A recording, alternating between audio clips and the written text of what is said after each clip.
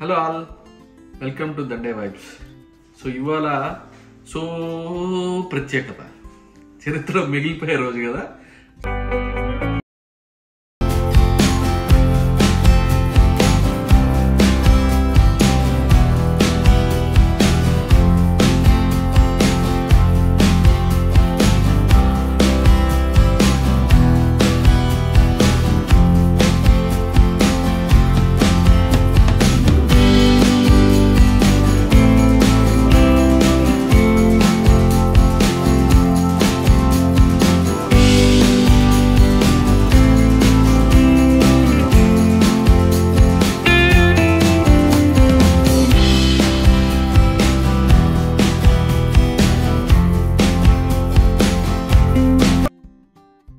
Elections. So hats off to the voters. మన కొత్త ప్రభుత్వం ఆంధ్రాలో ఏం కావాలి అనేది డిసైడ్ చేసుకొని దోగాడే స్టేజ్ నుంచి ఒలింపిక్ రేస్కి తయారవడానికి ఎన్ని సీట్లు కావాలో అన్ని సీట్లు ఇచ్చారు. సో నా పవన్ కళ్యాణ్, చంద్రబాబు గారు, మోడీ కలిస్తే ఎలా ఉంటుందో ఆల్రెడీ మనం చూసేసాం.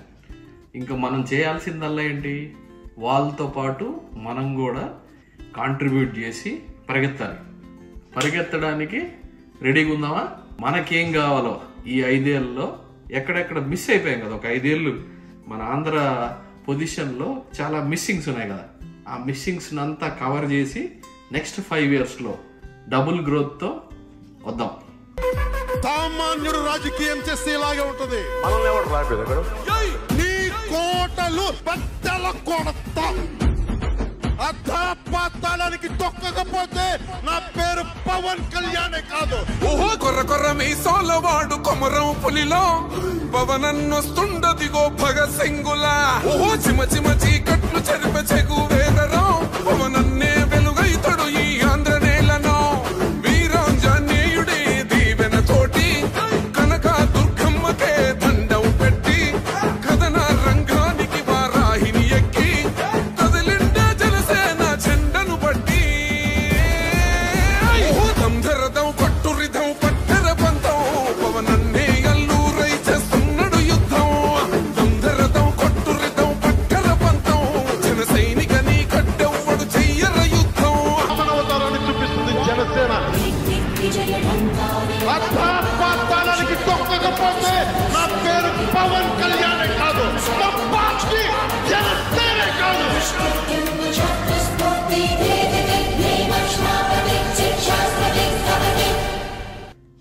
Congratulations and hats off to all the voters.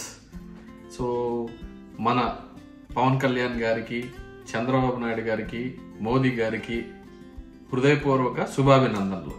మీతో పాటు మేము కూడా రెడీ అయ్యి చాలా చేయడానికి సిద్ధంగా ఉన్నాం.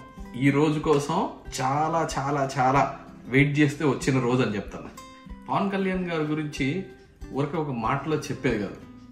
ఆ స్వచ్ఛత, ప్యూరిటీ అంటాం కదా, ఆ ప్యూరిటీ, ఆ ఓర్పు, ఆ బాధ్యత, ఆ రెస్పాన్సిబిలిటీ అది తీసుకుంటారు చూడండి. ప్లస్ మొత్తం ఆయన జర్నీ మనం చూస్తున్నాం.